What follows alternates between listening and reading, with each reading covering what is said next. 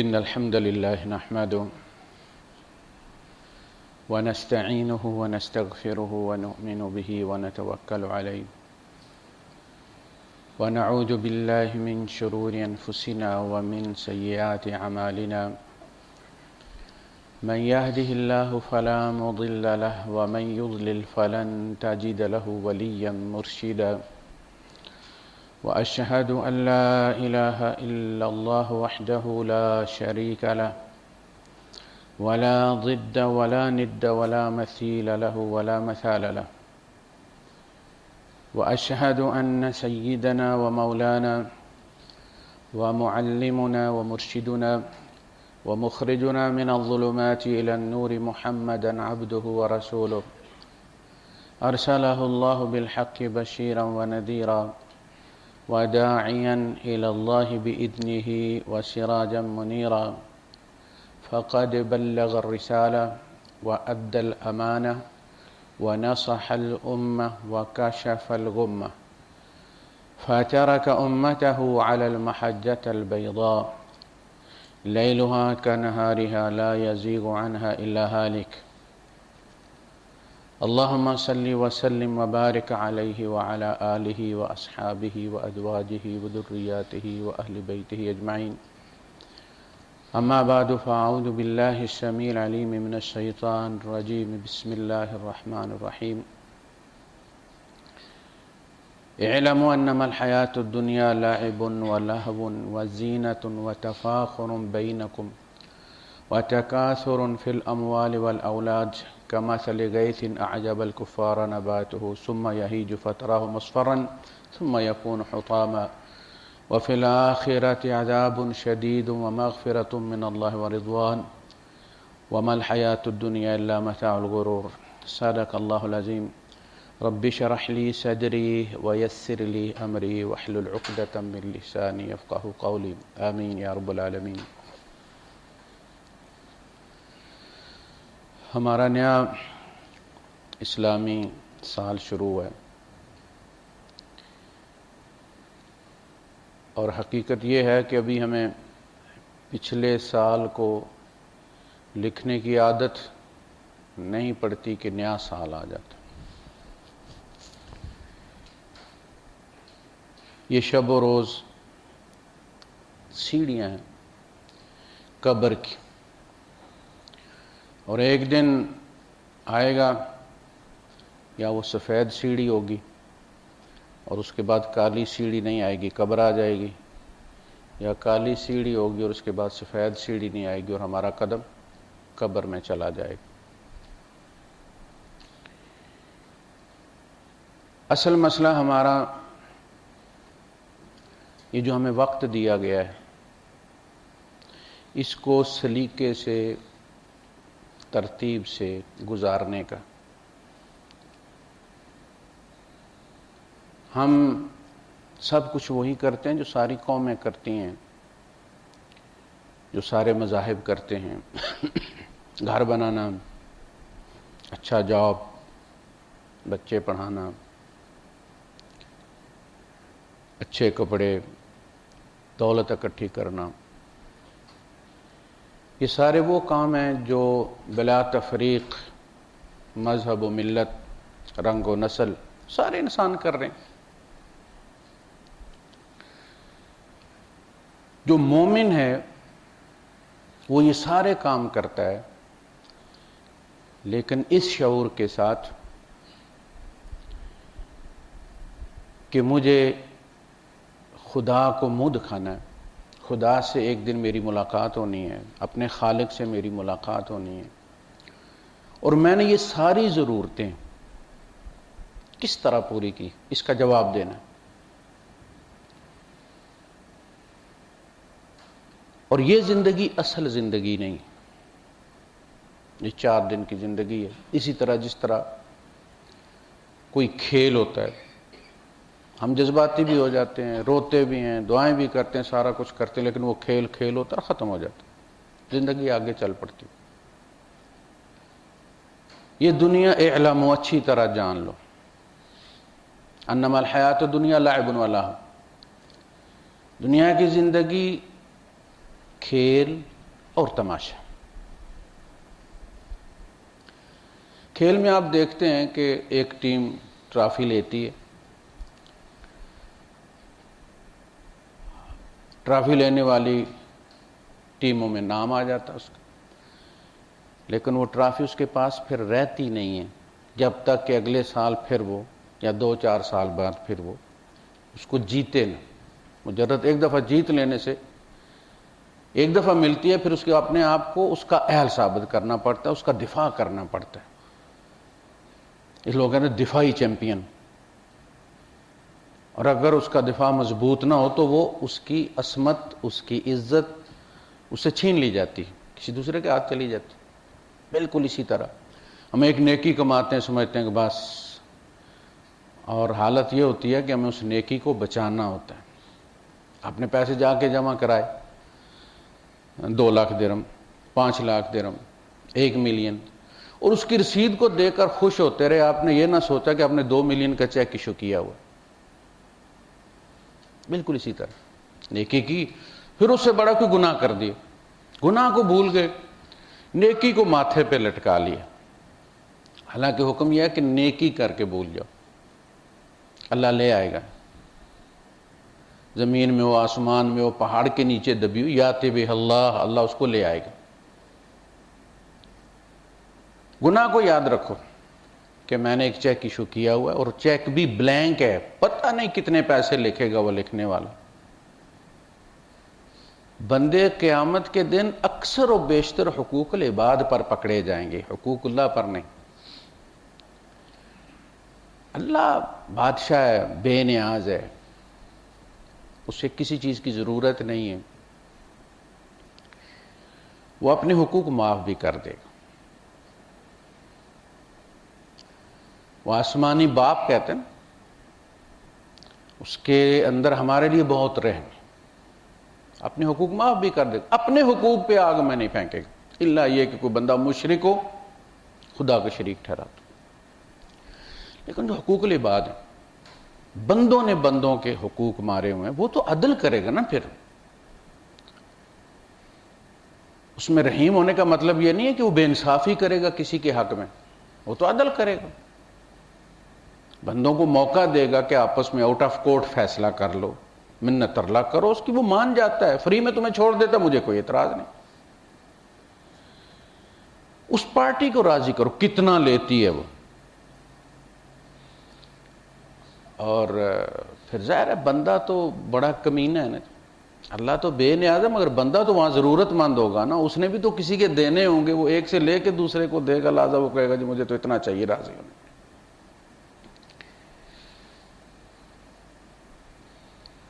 تو اکثر و بیشتر ہم یہ بھول جاتے ہیں کہ ہم کیا کرتے ہیں، یعنی جتنے بھی وعیدیں آئی ہیں ہمارے یہاں، وہ حقوق العباد کے بارے میں زیادہ آئی ہیں، اور اللہ کے حقوق کے بارے میں ہمیں امید دلائی گئی، لا تقنطوا من رحمت اللہ۔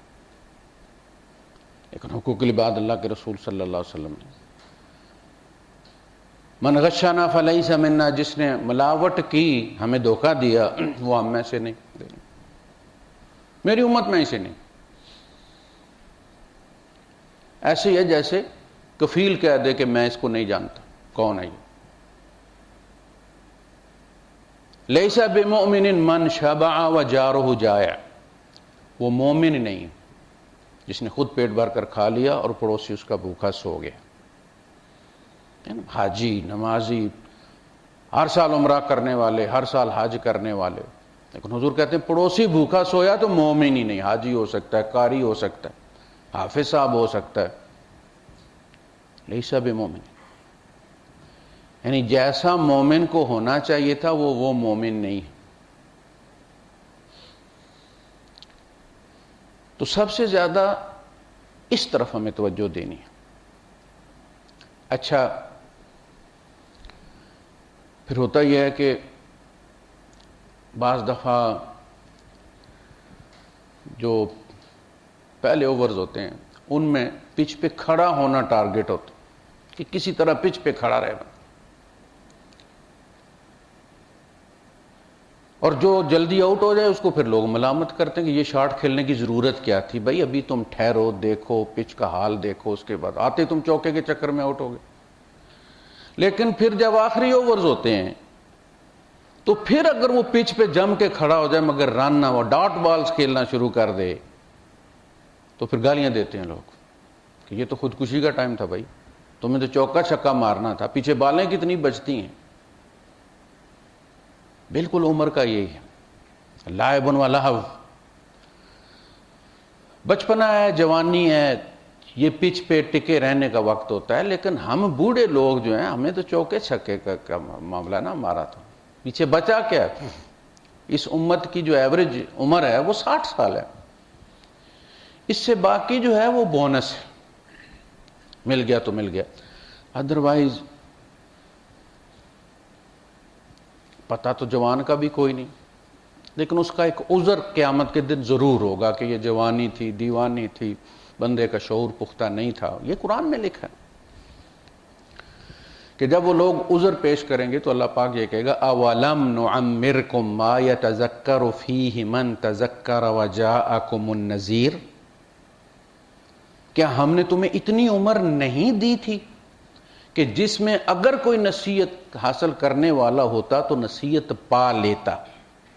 ہم نے تمہیں بوڑھا کر کے مارا، تم بوڑھے بھی ہو گئے اور تمہیں عقل نہیں آئی. یہ عذر کی عمر نہیں. تو اس وقت جو کیفیت ہماری گزر رہی ہے، یعنی اگر اللہ نہ مارے تو نہ مارے، باقی ہم تو اپنی اننگ کھیل چکے. ہمارے ایک دوست تھے، عرفات والے دن یوم عرفہ کو وہ آ رہے تھے، روزہ رکھا ہوا تھا. ویسے بھی وہ بندہ بہت نیک تھا، پیر اور جمعرات کا روزہ بھی رکھتا تھا. مسجد کا ہی تقریباً ہو کے رہ گیا تھا، مصفہ میں ہوتے تھے. میں یہاں سے نماز پڑھا کے وہاں چلا جاتا تھا اور وہ بھی مسجد میں ہی ہوتا. اور میں سے کہا کرتا تھا کہ امام میں ہوں، میں نماز پڑھا کے یہاں آ گیا ہوں اور تم ابھی تک مسجد میں گھسے ہوئے. وہ روزہ رکھا ہوا تھا، افطاری کے وقت نکلا وہاں سے مفرق سے. واپس مصفہ آنے کے لیے ڈیرے والوں نے فون کیا، اس نے کہا تم افطاری کر لو، میں ذرا لیٹ ہو گیا ہوں، میرا انتظار نہ کرنا، میں آ رہا ہوں رستے میں. وہ جو مگاترا پل ہے اس کے پاس گاڑی کو آگ لگی ہے، گاڑی سائیڈ پہ کھڑی کر کے اس کے اندر اطمینان کے ساتھ جل گیا، کولا بن گیا. روزے کی حالت، جوان آدمی 30-32 سال کا. تو پتہ تو کسی کا بھی نہیں ہے. ہم گھر سے جب نکلتے ہیں گاڑی میں تو وہی گاڑی ہماری تابوت بن جاتی، جیسا کہ وہ اس کے پرنے سے اور اس کی مسواک سے ڈی این اے لے کر تو چیک کر کے ڈیڈ باڈی کا جو ہے وہ فیصلہ کیا گیا کہ یہ کون ہے. یہ حالت ہے.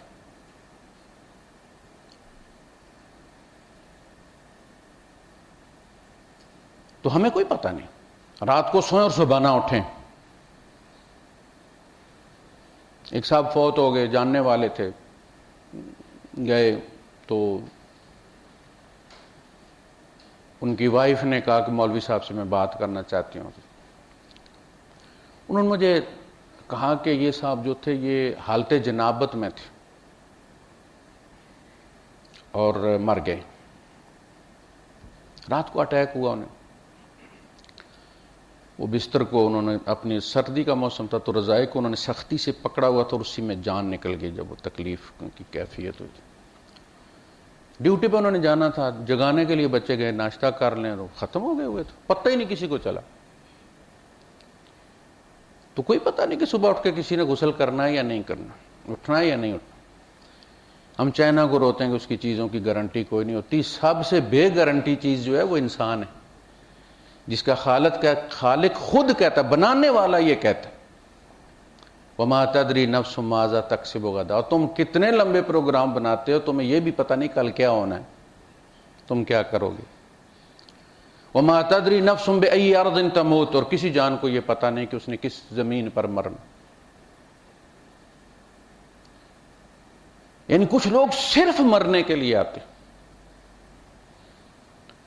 ہمارے ایک بنگالی دوست تھے، الیکٹریشین تھے، بنگلہ دیش گئے ہوئے تھے، 2 مہینے چھٹی گزار کر آئے. الیکٹرا روڈ پہ ہارٹ اٹیک وہاں جو ایرانی ایمبیسی تھی اس کے پیچھے وہ رہا کرتے تھے. وہ اسی تکلیف میں نکل کے سڑک پر آ گئے, ہاتھ دیتے رہے, کسی نے ٹیکسی والے نے, جو فٹ پاتھ پہ گر کے مر گئے. پاسپورٹ پاس تھا اس دن, انہوں نے پاسپورٹ جمع کروانا تھا واپس, رات کو وہ آئے, یعنی مرنے کے لیے یہاں آئے چونکہ یہاں موت لکھی ہوئی تھی. ہمارا ایک نوجوان کشمیری تھا 22-24 سال کا, چھٹی گیا ہوا تھا, واپس آیا تو وہاں سے لوگ دے دیتے ہیں جو گاؤں کے ہوتے ہیں اپنے رشتہ داروں کے لیے, بیٹے کے لیے, بھائی کے لیے کوئی چیز, کوئی کیسٹ, کوئی رکا. اس زمانے میں جو ہے یہ واٹس ایپ وغیرہ نہیں ہوتا تھا. تو وہ عصر کو نکلا ہے, یعنی رات 2 بجے پہنچا ہے, صبح پھر ظاہر پھر سویا. وہ عصر کے وقت وہ جا رہا تھا کسی کی کیسٹ دینے کے لیے اس مصفہ سے مصفہ شابیہ کی طرف. سڑک کے کنارے کھڑا تھا, گیپ دیکھ رہا تھا, پل نہیں بنا ہوا تھا اس وقت, وہ گیپ دیکھ رہا تھا نکلنے کے لیے. گاڑی پڑی ہے, اس باڈی بھی پوری نہیں ملی, ایسے اس نے اس کو کہا. رات کو آیا, مرنے کے لیے آیا. اگر اسے پتا ہوتا کہ میں جہاں جا رہا ہوں میں مرنے کے لیے جا رہا ہوں, میری نوکری ختم ہو گئی ہوئی, میرا دانا پانی ختم ہو, وہ یہاں آتا؟ کبھی نہ آتا. بے خبری کا یہ عالم ہے. اور دوسری طرف بے احتیاطی کا یہ عالم ہے کہ گویا ہم نے طے کر رکھا ہے کہ 100 سال کے بعد مریں گے ہم. اس صورت میں ہمیں چوکے چھکے کی ضرورت ہے, وہ نیکیاں جن کا زیادہ اجر ہے, اور وہ سوشل ورک. کہیں نہیں آیا کہ اس نے اتنے نفل پڑے تو بخشا گیا, لیکن یہ ہے کہ اس نے کتے کو پانی پلایا تو طوائف جو ہے ہمارے یہاں سب سے گھٹیا پیشہ برائی یہی ہے. اس سے پیاس اس کی کتے کی دیکھ کے اسے کیفیت یاد آ گئی اور بخشی گئی, کتے کو پانی پلا کر. کل ایک خاتون کہہ رہی تھی کہ ہمارے گھر ایک موسی کام کرتی تھی, عیسائی تھی, عمر زیادہ ہو گئی ہوئی ہے, تو ہم نے اسے کام سے نکال دیا ہے, لیکن وہ خود بھی بیمار ہے اور لاچار ہے, کمانے والا بھی کوئی نہیں. تو اگر ہم اس کو کوئی صدقہ خیرات دیتے ہیں تو کیا یہ بھی نیکی میں شامل ہوگا؟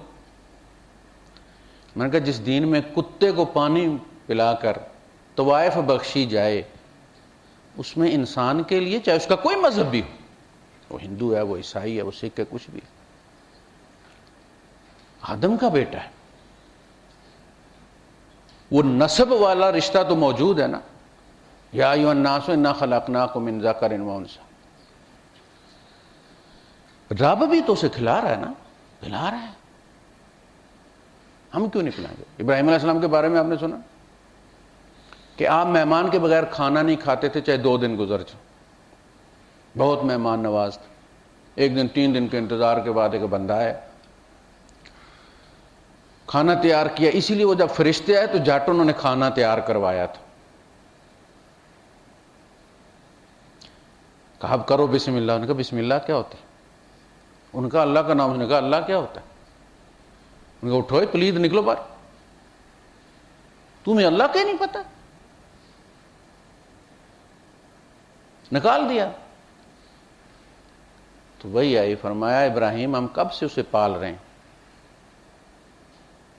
تیرے پاس ایک ڈنگ تھا, بس ایک وقت کا کھانا, پیچھے دوڑے, جا کے پکڑا, واپس چل. اس نے کہا کیوں جی؟ وہ جو پہلے آپ نے میرے ساتھ کیا تھا وہ کیا تھا, اور اب جو کر رہے ہیں یہ کیا؟ کہا کہ میرے اللہ نے مجھے وحی کی اور یہ کہا. ظاہر ہے انسان ہے نا. اس نے کہا میں نے جس اللہ کی کبھی پوجا نہیں کی اور حالت کفر میں وہ میرا اتنا خیال رکھ رہے ہیں, یہ اللہ ہے اصل میں عبادت کے لائق, ایسا خدا. فرمایا الخلق کلہم عیال اللہ, ساری مخلوق اللہ کا کنبہ ہے.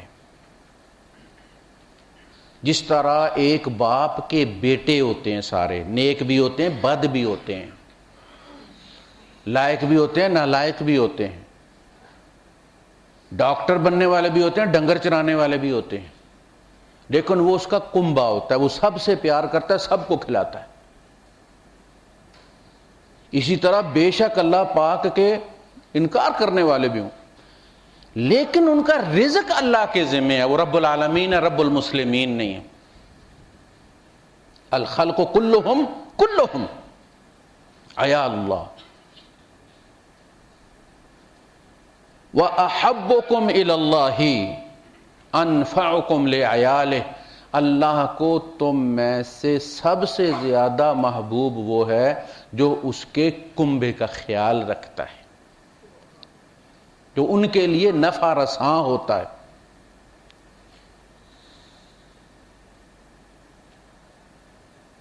اللہ پاک وہ حدیث قدسی ہے نا، کیا میرے بندے میں بھوکا تھا تو نے مجھے کھلایا نہیں؟ کہا کہ اللہ تو خود کھلاتا ہے۔ کہا تجھے معلوم تھا میرا فلاں بندہ بھوکا تھا، اگر تو اس کو کھانا کھلاتا تو وہ کھانا آج میرے پاس پاتا۔ میں بیمار تھا تو زیارت کو نہیں آیا۔ کہ اللہ پاک تو شفا دیتا ہے، تو کیسے بیمار ہو سکتا تھا؟ فلاں بندہ بیمار تھا، اگر تو اس کی عیادت کو جاتا تو مجھے وہاں پاتا تھا، میری تیری ملاقات وہاں ہو جاتی۔ پوچھا نا اللہ تو کہاں ملتا ہے؟ فرمایا انا عند منکسرۃ القلوب، میں ٹوٹے ہوئے دل والوں کے پاس ہوتا ہوں، متکبروں کے پاس نہیں۔ لوگوں کو مزہ آتا ہے پیسے والے کے پاس بیٹھنے کا، غریب تھوڑی دیر پاس بیٹھ جائے تو بندہ ذرا تنگ ہو جاتا ہے، بور ہو جاتا ہے۔ اللہ اس کے پاس ہوتا ہے، انا عند منکسرۃ القلوب۔ واصبر نفسك مع الذين يدعون ربهم بالغداة والعشي يريدون وجهه ولا تعد عيناك عنهم، اپنی نظر کو ان سے دور مت کر۔ تريد زینت الحیات الدنیا، کسی پیسے والے کی صحبت میں بیٹھنے کے لیے۔ سردار آئے مکے کے، ان کا کہ یہ جو بلال ہیں اور یہ جو لوگ ہیں مزدور، ان کو باہر نکالو، ان غلاموں کو۔ ہماری مجلس میں کیسے آپ سردار ہیں، ہم سردار ہیں، ٹھیک ہے ہم بیٹھ کے بات کر سکتے ہیں، ان کو کہاں آپ نے بٹھایا ہوا؟ یعنی اب یہ حالت ہو گئی ہے کہ ہم ان کے برابر بیٹھنے کے مقام پر آ گئے ہیں۔ تو جواب تو اللہ کے رسول صلی اللہ علیہ وسلم بھی یہی دیتے ہیں، لیکن اللہ نے اس لیے کہا تاکہ ان کی آس ٹوٹ جائے کہ اللہ نے انہیں روک دیا۔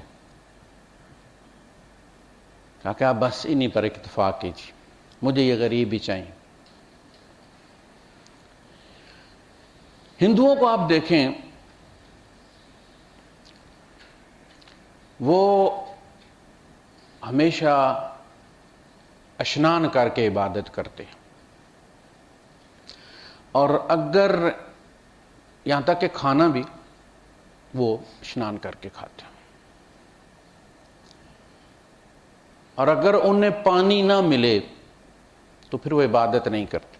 اشنان نہ کر سکیں تو عبادت نہیں کرتے، مگر پھر کھانا بھی نہیں کھاتے کہ جب بھگوان کی عبادت ہی ہم نے نہیں کی تو ہمیں اس کھانے پر ہمارا کوئی حق نہیں۔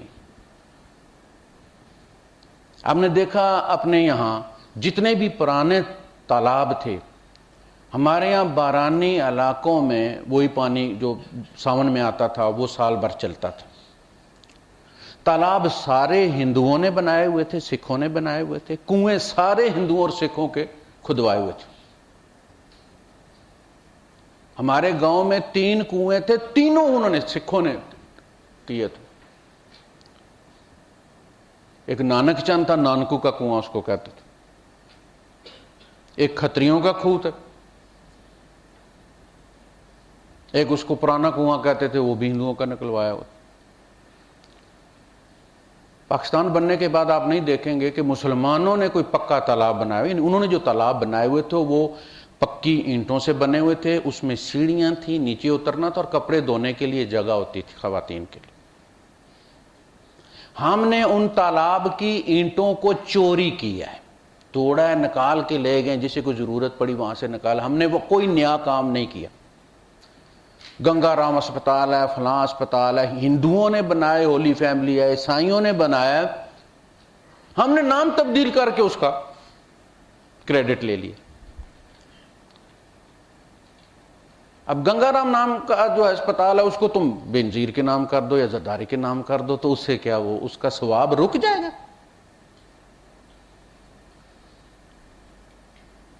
سوشل کام میں ہمیں آگے ہونا چاہیے تھا، ہم پیچھے، یعنی جتنے اس کے فضائل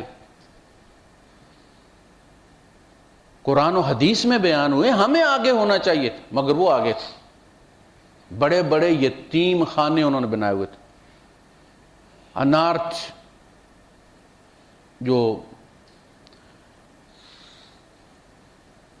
آرفن ہاؤسز جو ہمارے یہاں سینٹرز ہوتے ہیں وہ انہوں نے بنائے ہوئے تھے، بلا تفریق مذہب۔ اس میں کوئی مسلمانوں کا یتیم بچہ آ جائے وہ بنایا کرتے تھے، اس میں اس کو فیڈ کرتے تھے، کھلاتے تھے۔ ہمیں جو پڑھایا گیا نا، جس طرح دوسرے مذاہب کے بارے میں جو نفرت ہمارے دلوں میں بٹھائی گئی ہے وہ ایسے نہیں تھے۔ بڑے بڑے رحم کرنے والے ان میں لوگ تھے۔ پری پارٹیشن جو ہمارا، جسے ہم موجودہ پاکستان کہتے ہیں، جہاں مسلمانوں کی اکثریت تھی، وہاں ہندو سکھ پیسے والے تھے، مسلمان ان کی زمینیں بوتے تھے، ان کے گھروں میں کام کرتے تھے، سنار کی دکانیں ان لوگوں کی ہوتی تھیں، بزنس ان کے ہاتھ میں ہوا کرتا تھا، لیکن وہ بہن بھائیوں کی طرح رہتے تھے۔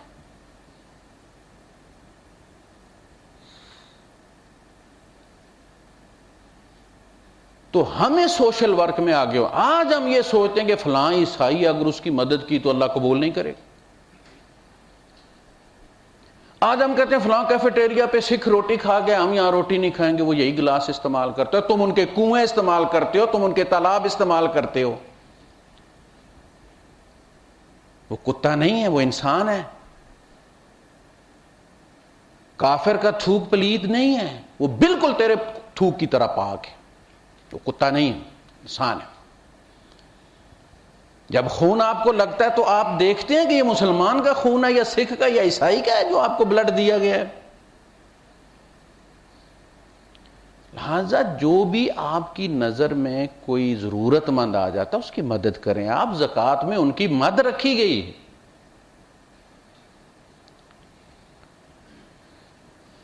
آپ بھلا کریں گے تو کوئی آپ کی طرف متوجہ ہوگا نا۔ تعجب کی بات یہ ہے کہ جو سر کاٹتے ہیں ان کے ساتھ فٹ بال کھیلتے ہیں، اس کی کھل کر کوئی بھی مذمت نہیں کرتا۔ دہشت گردی کی مذمت کر دیں گے لیکن جس نے وہ کیا ہے اس کا نام لے کر نہیں کریں گے۔ لیکن اگر کوئی کسی کو پانی پلا دیتا ہے، کسی غیر مسلم کی مدد کر دیتا ہے، تو فوراً سارے مولوی اٹھ کے کھڑے ہو جاتے کہ نہیں ہوئی جی، اس کی وہ نیکی نہیں ملے۔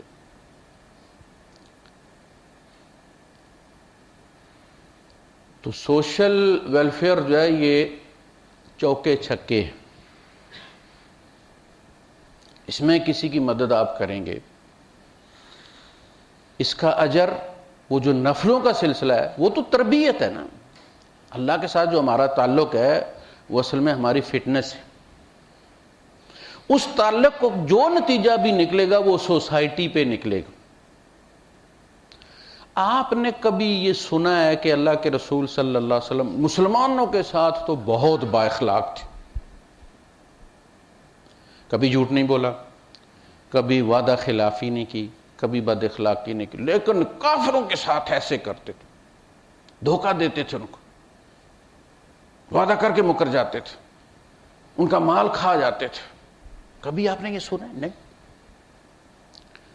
آپ نے جب ہجرت کی تو وہ جو آپ کے قتل کی تیاری کر کے بیٹھے تھے انہی کی امانتیں تھیں رسول اللہ صلی اللہ علیہ وسلم کے پاس۔ آپ چاہتے، یہ جو بڑی بڑی انصاف پسند قومیں ہیں،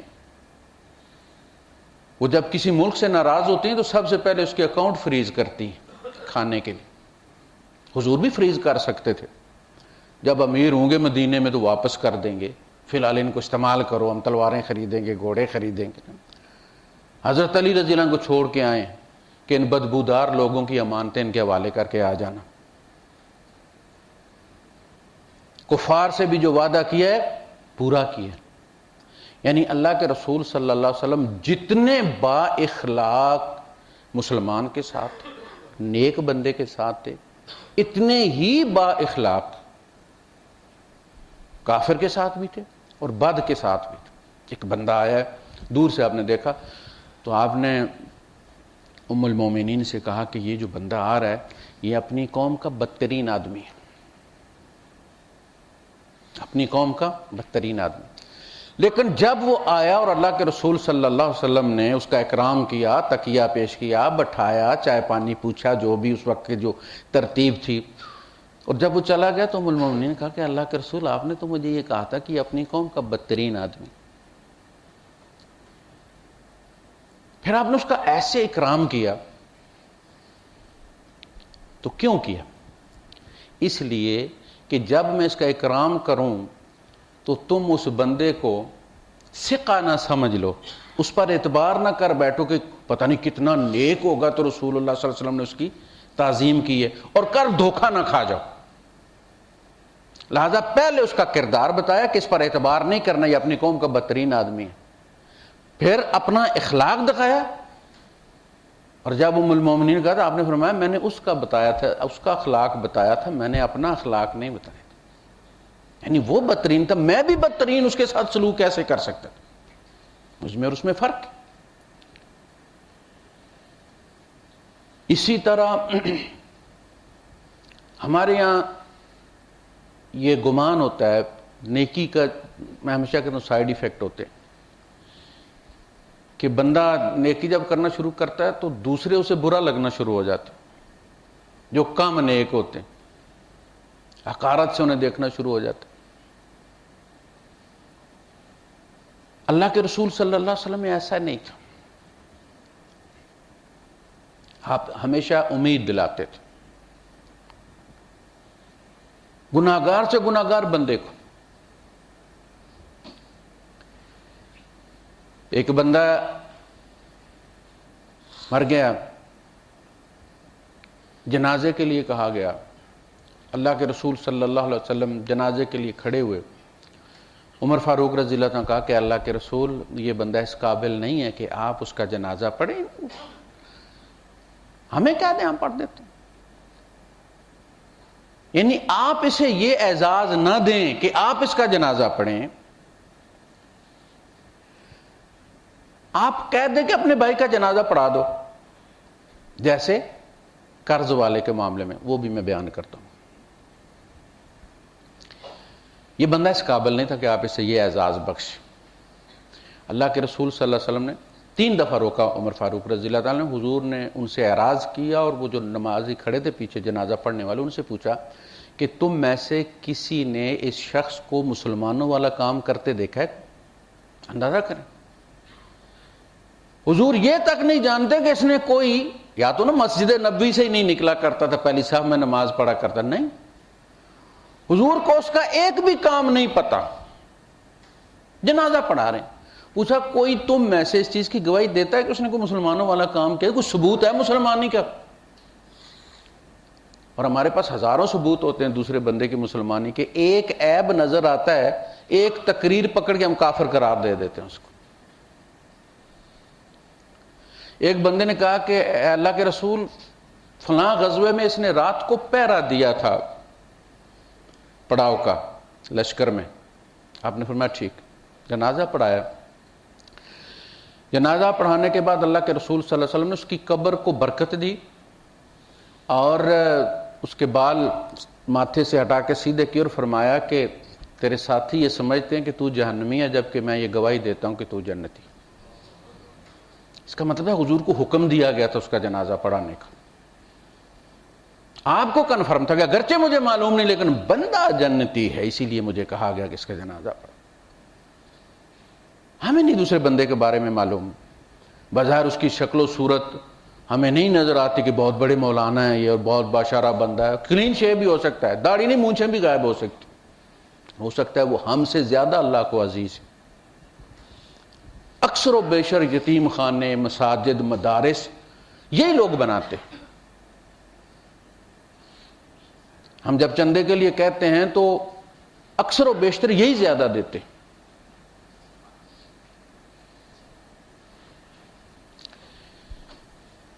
تو تو یہاں ججمنٹ مت دیں، آپ اس کو اللہ کے حوالے کر دیں کسی کے بارے میں۔ قرض والی بات یہ تھی کہ اللہ کے رسول صلی اللہ علیہ وسلم نے سے کہا گیا کہ بھائی فلاں بندے کا جنازہ پڑھے، آپ نے فرمایا اس پر کوئی قرض ہے؟ کہا کہ جی قرض ہے۔ آپ نے فرمایا پھر تم پڑھ لو، یعنی تم بھائی اپنے بھائی کا جنازہ پڑھ لو، خود نہیں پڑھ۔ اس پہ ایک بندہ کھڑا ہوا اور اس نے کہا کہ اللہ کے رسول اس کا قرض میں ادا کر دوں گا، میں ضمانت دیتا ہوں، میں گارنٹی دیتا ہوں۔ آپ نے کہا ٹھیک ہے، آپ نے جنازہ پڑھا دیا۔ وہ جو حضور نے منع کیا تھا میں نہیں پڑھتا، وہ اس وجہ سے اس مردے کی ہمدردی تھی کہ یہ اس وقت لوہا گھر میں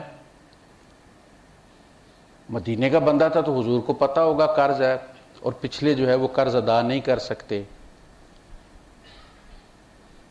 لہذا آپ یہ چاہتے تھے کہ کوئی بندہ اس کا قرض اس کیفیت میں کہ اس بندے کا جنازہ حضور نے نہ پڑھا تو ساری زندگی کے لیے اس خاندان کے لیے تانا بن جائے گا، لہذا یار کوئی بات نہیں، کوئی پیسے والا جو ہے وہ اس نے کہا جی اللہ کے رسول میں اس کے قرضے کی ذمہ داری لیتا ہوں۔ آپ نے کہا پڑھو جنازہ، اس کے بھلے کے لیے کہا، اس سے نفرت کے لیے نہیں کہا۔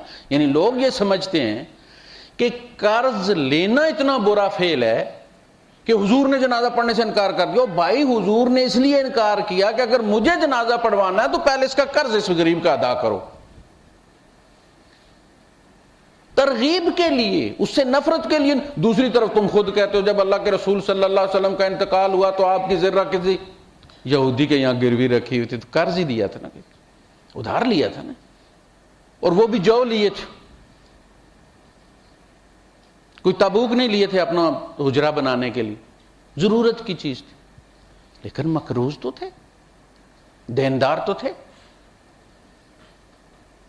حضرت علی رضی اللہ تعالیٰ عنہ سے آپ قرض لیا کرتے تھے، مثلا کوئی آیا فقیر، حضور نہ نہیں کرتے تھے، اپنے پاس نہیں ہوتے تھے کہتے تھے علی اس کو دے دو بعد میں دے دوں گا، حضرت علی رضی اللہ ارینج کر لیتے تھے کہیں سے۔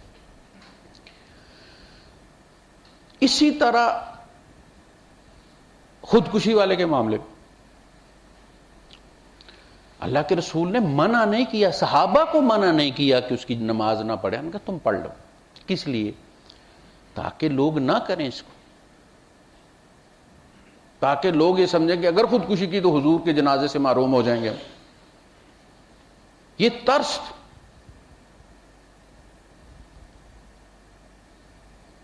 اسی طرح اگر کسی محلے میں خودکشی ہو جاتی ہے اس نسبت سے، ایک تو بیماریوں کی وجہ سے ہوتا ہے، لیکن اگر مسائل کی وجہ سے ہوا ہے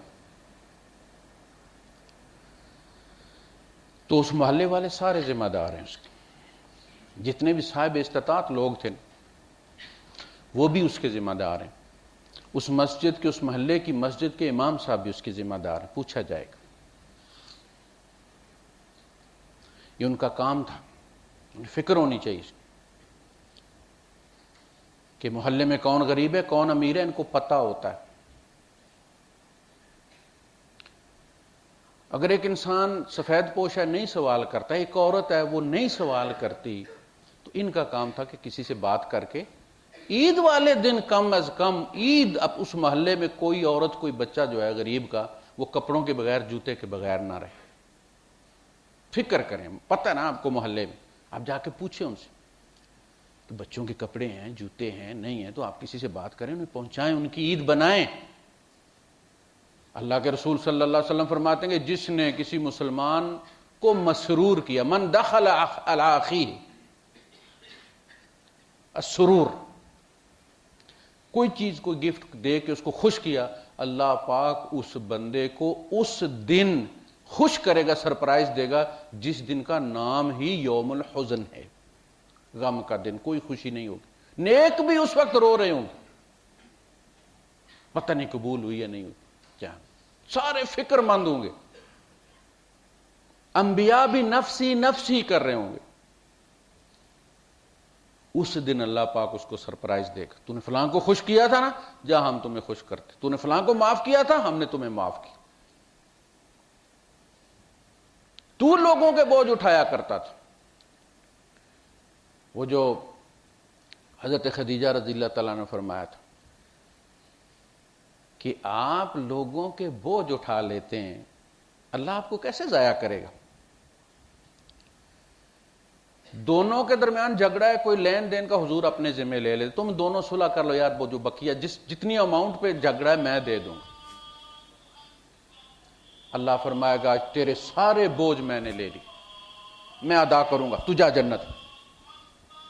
یہ ہمیں چاہیے۔ وآخر دعوانا الحمدللہ رب العالمین۔